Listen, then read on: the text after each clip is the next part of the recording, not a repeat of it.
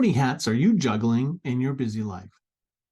I believe that if we want a joyful, productive, and fulfilling life, you need a system for managing all of those hats.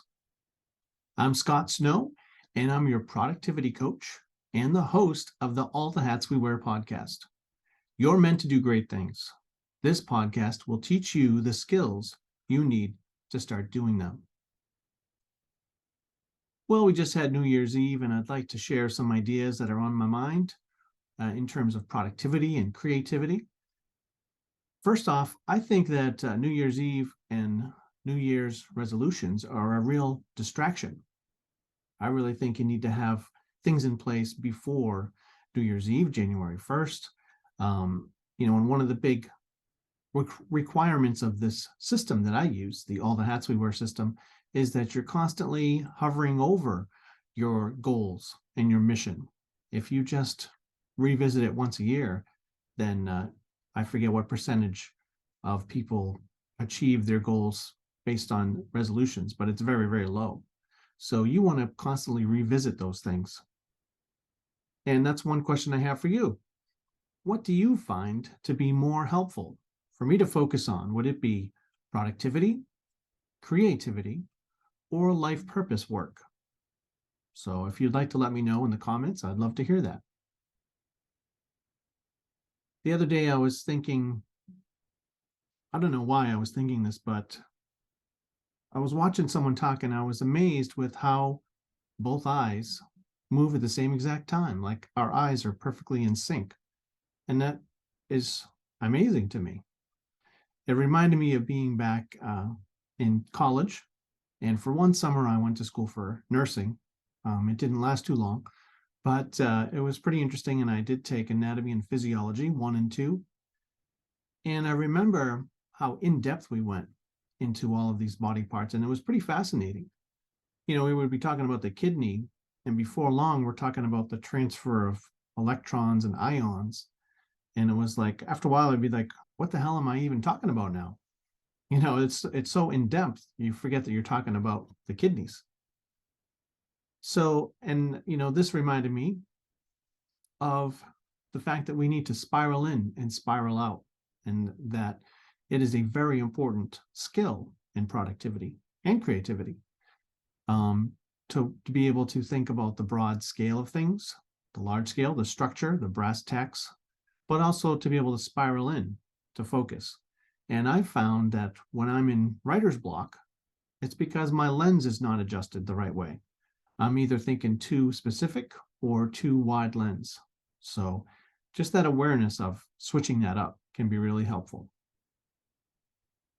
Another concept that I like to talk about with the All the Hats We Wear productivity system is that we want to try to have no opinions type of productivity. A lot of times opinions really gum up the works. And, if you do the work beforehand, that's why you want to have a solid mission statement and a solid vision and a solid collection of the roles that you play and your goals. Because when you actually take the action, all of that hard work should already have been done. So my example and a nice exercise you can use is folding towels. Take the towels right out of the dryer and get into a mindset where you're just going to be not thinking about what you're going to do. You don't have an opinion. You shouldn't be thinking about, I want to take this towel over that towel. You just grab the closest one, fold it, and then you just get in a rhythm. Now, if you do find yourself thinking about, which one do I want to take, having an opinion about it, then start at the beginning again. And then you can transfer this exercise to getting some work done in your office or any room, for 10 minutes, and then up it to, half hour or an hour, ultimately up to like a half day or full day, where you're not being taxed by thinking about all these worthless opinions. Now, of course, everybody needs opinions, and, there's a time for opinions, of course, but when you want to get things done, don't let that gum up the works. You want to be clear, pure of heart and pure of mind when you're doing those tasks. And you'll be amazed at how many things you can get done. Another thing I found is really working well for me is what I call the idea dump notebook, or I actually have the anarchy symbol on mine. For some reason, I just feel more creative when it has this anarchy sign on my notebook. And I use a 5-subject notebook. They're very rugged and really work out well. And I put the date, starting date, on the cover of the notebook, and then I put the closing date too. And usually the first one I did lasts about 3 months. And this is where, and you can check out episode 103, where I talk in depth about the dump notebook. And it's just been so liberating. Another thing I've been doing is really making a point to jot down an idea as soon as it comes. I don't give myself a half a second to, to have an opinion or a judgment of whether this is worthwhile. It just goes down there while I would be thinking about, my opinion about it, I'm already scribbling. And that's a great habit to get into. A lot of times, great ideas are hidden behind a couple clunkers. So, but you've got to go through those first couple clunkers to get to the good one. I think of my Anarchy notebook as sort of like scratch pad, just a junk, giveaway. It's nothing important. In my planner with the tabs in the 3-ring binder, I have tabs like to-do list, stuff I need to get, brainstorming, meetings, quality questions that I ask, color words, all those sort of things that I need to collect. But what I do every night is I take that Anarchy 5-subject notebook and clear it. That means I go through all of the notes that I had today, and then usually I transfer whatever I need to onto my laptop, which is I use Scrivener. Scrivener is a software program really for writers, but it's so helpful. It's been, I never close it on my desktop, my laptop, my MacBook Pro. It's always there because I'm constantly going to it. So what I do is just clear out those pages from the Anarchy 5-subject notebook, and then I rip off like the corner of that page so that I know that all those pages from there and before are all cleared. Then you can take the Scrivener and print those items out and put those into your planner. So it's kind of a big cycle. The beauty of this system, the All the Hats We Wear productivity system, is that nothing goes by the wayside. Also, in my 5-subject Anarchy notebook, I put little creative snippets of what I want to cover in today's audio journal. And then when I'm ready to do that audio journal, I get out my phone, I have a little audio recording app, and I just blab about those talking items that are listed in today's notebook, 5-subject notebook. I do have a theme for this year. It's nice to have overarching themes, and one of my themes is to match my output to my input or my inspiration, because I'm always being very inspired and I have a lot of information that's coming in where I read the newspapers and the Harvard Business Journal and Boston Globe and New York Times. So I've got a lot of stuff coming in and I read a lot too. But I'm getting jammed up in that I don't have the ability to have the time to put out as much as I'm getting in. So that's what I'm trying to address this year in 2023. One thing that's really helped is going to audio. Whereas before I would want to get on my laptop, and type, the journal entries for today, my thoughts. That took way too long. So that's why I went to the audio journal. And also with the color words. As you probably know, I'm really passionate about new vocabulary and interesting language, and it's just something that really makes me happy.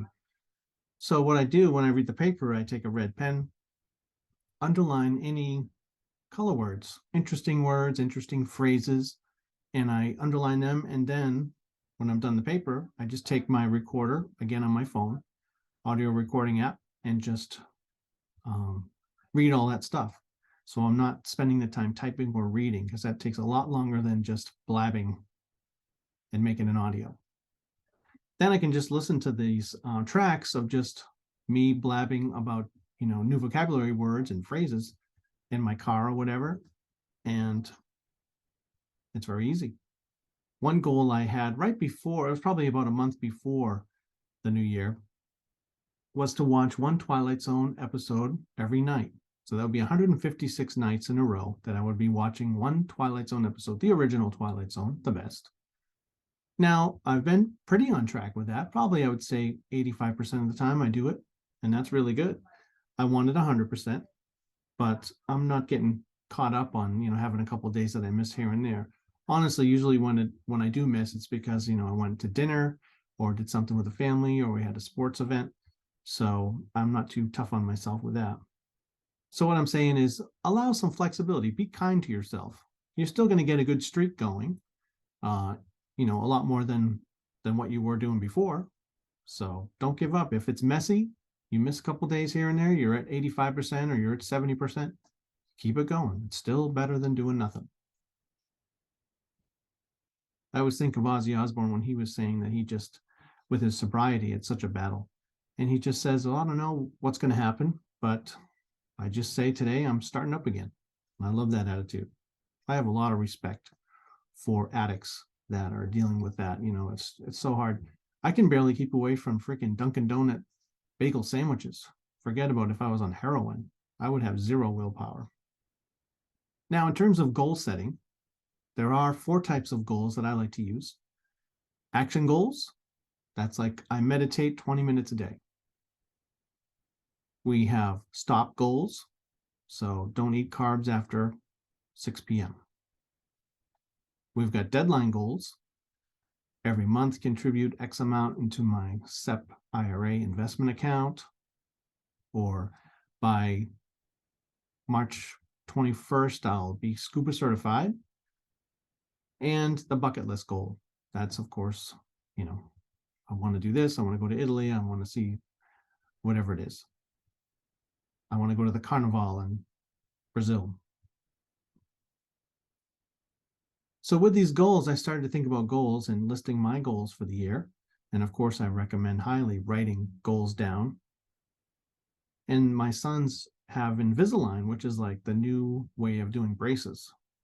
And it's just so awesome, this Invisalign. They give you, it's like a clear plastic mouthpiece, for your top row of teeth, sort of like, if you're for sports, just like that. But they're all printed, I guess, like a 3D printer, and they know what your teeth should be shaping like and what they should be transitioning into. So every week you get a new mouthpiece to put in on your teeth. And this really keeps you on track with your goals. You don't need any willpower. You just put it in and it's physically shaping that.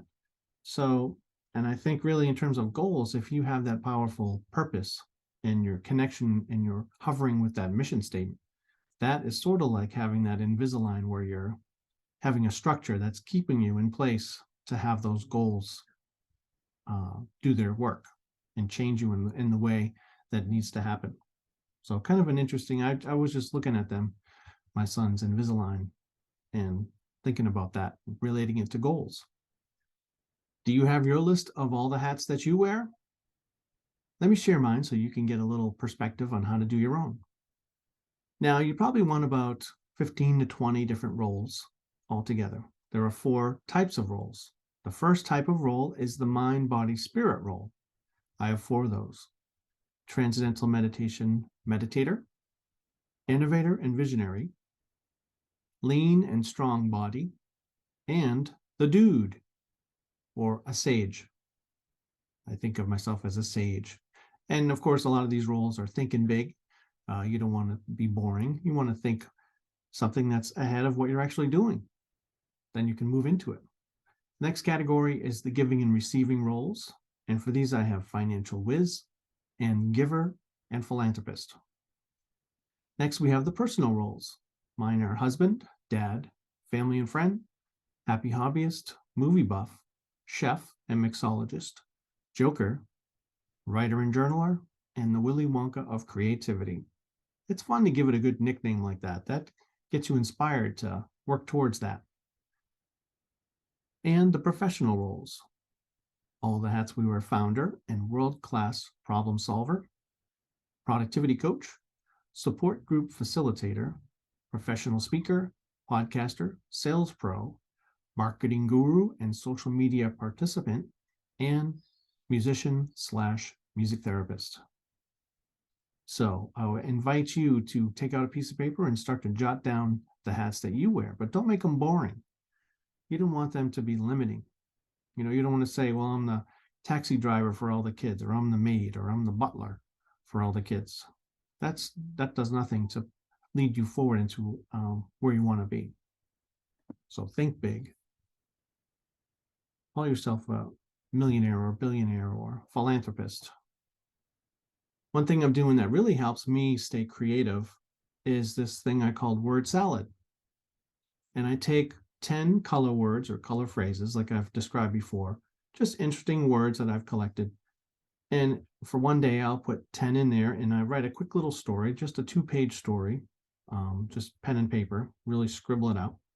And I have to involve all of those keywords and phrases.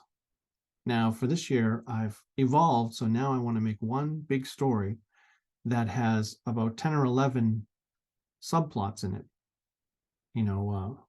One of them is Quint from Jaws and Gwyneth Paltrow as a couple.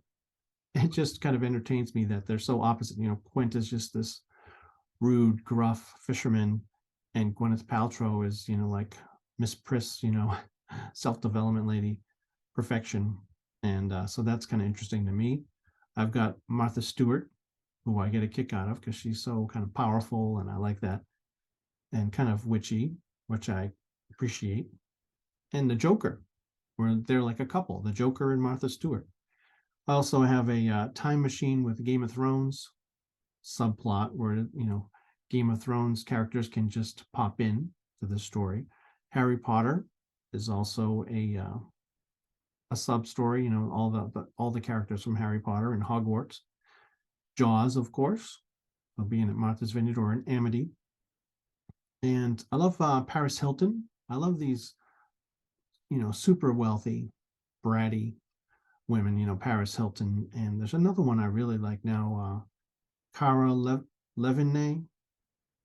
I forget her name, but she was in Suicide Squad, which is another favorite of mine. She plays the witch in Suicide Squad. And very attractive, very cool. I love watching her TikTok and Instagram. So it's her and Paris, and on their escapades around the world, spending, I think they have to spend $1 billion for 2023 for my story. So it's a lot of fun. And so I'm weaving those subplots into my master story. Here are 6 random thoughts. One is that although I'm a huge fan of Coach Popovich from the Spurs, I really think he should step down. He's been there too long without a championship. Coach Pop should step down. Next, Anthony Robbins, I really think should be on the Mount Rushmore of self-development. I don't think many people would argue with that, but I often find myself dreaming about Anthony Robbins. I had some very strong experiences, like in high school and college, when I was first started to really embrace self-development, and I was really into it. I remember moving to California and having all of the Personal Power Tony Robbins tapes right in my front seat. I drove alone cross country from Massachusetts to California. I think I did it in 3 days, 2.5 days. But I had all those tapes the whole way.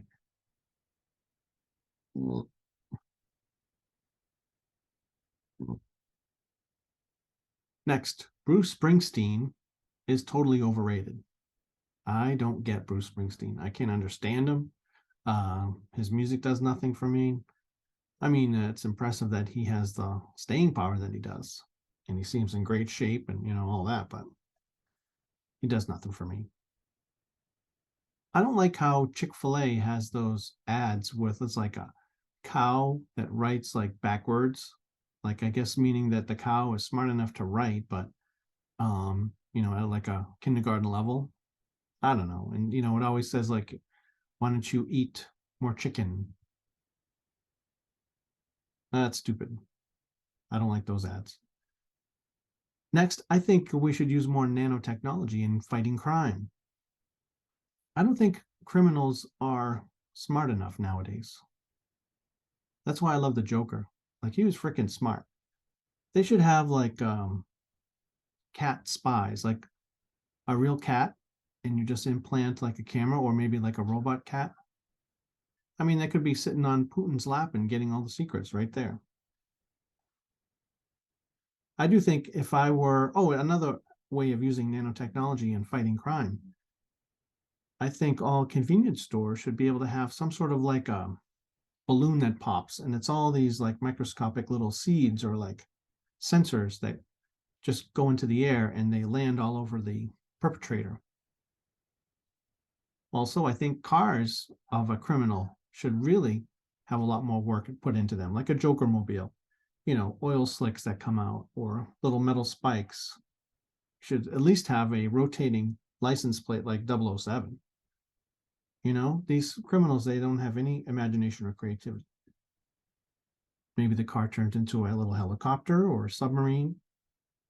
You could have decoys, or it sort of doubles, the car doubles. They did have some brazen robbery happen in Martha's Vineyard a couple months ago, where a couple of dopes tried to rob a bank on Martha's Vineyard, where there's only like, you have to take the ferry out of there. I mean, at least they had balls, right? I like reading about the old bank robberies that, the guys would meet and plan for months, and have this very intricate plan. I mean, that's kind of cool. That's impressive to me. At least it takes creativity and some planning. Well, I want to end with this really great article that I read in the Boston Globe by Kara Baskin, and the article was called Embrace Your Inner Monster. As you know, I'm really passionate about roles, and this touches on that. For one, they talked about psychologist Jennifer Lerner, who was a professor at Harvard Kennedy School, and also, I guess, the Navy's first chief decision scientist, which is fascinating. I never knew that that was around. I'd be interested in hearing what, is entailed with that. So, and they taught us that decades of psychology research shows that our brains like to compare. So the article was really talking about envy and the negative effects of envy, and you being envious of someone else or another parent. And it's called the social comparison process, where you're thinking yourself of, you think yourself as being a great, soccer mom or soccer dad, and then you're comparing yourself with all the other parents, and that leads to envy and negativity. So what she says you should do is diversify your identity, which I love this concept and this phrase. Just like, we talked about your 15 to 20 different roles, the different hats that you wear. Same with this. You wouldn't want to invest all your money in one business. And the same thing, you don't want to put all your chips into one identity basket or one role. You want to be well-rounded. You have a lot of interest, crafts, hobbies. You're not just a sports parent or your job or a music parent. They also said that there's a belief that women, well, it's a fact that women live longer than men, but a belief about why relates to women tend to take on more roles, more social roles: parent, friend, career, sibling, daughter, a large friend network. And that's a lot more healthy than what men would typically do. So you don't want to just express a single role, because you risk into falling into that envy game and one-upsmanship. So diversify your identity by creating a set list, creating that list of roles. I use the example of a set list. A band has a set list, and that's their list of songs. And you want to have a set list too, but this won't be songs, it'll be your roles that you can tack up everywhere and be reminded, hovering over that stuff. I like to share what I'm reading as well. I'm reading a book about the Twilight Zone. Everything I Need to Know I Learned in the Twilight Zone by Mark Dawidziak. Also, I work at a psychiatric hospital as a music therapist, in addition to being a productivity and creativity coach, life coach. And this book here was something that one of the patients was reading. It is Refuge Recovery, a Buddhist Path to Recovering from Addiction by Noah Levine. And I'm just interested in how it connects Buddhism with addiction and recovery. And this book has been a little interesting too. I've been enjoying this. It's called Nonsense, The Power of Not Knowing by Jamie Holmes. Oh, and in the car, I'm listening to the Jaws audiobook because I love getting all the extra info. You know, I love hearing about Hooper and Mrs. Brody having an affair and all the little subplots that are in the book that aren't in the great movie. Of course, Jaws is my all-time favorite movie. Well, I enjoyed talking with you tonight. I hope you got something out of this podcast. We'll see you next time. Well, that brings us to the end of today's episode. Hopefully, you've learned something to help you become more joyful, productive, and fulfilled. So let's keep that momentum going. Text or email me to schedule a free consult call to get you moving in the right direction. By the end of this session, you'll have a complete list of all the hats that you wear, and we'll probably uncover a few important hats that you should be wearing, but you're not. You're meant to do great things. Contact me to take the first step. Text 774-230-3928 or email me scottsnow1234@gmail.com. Do it now.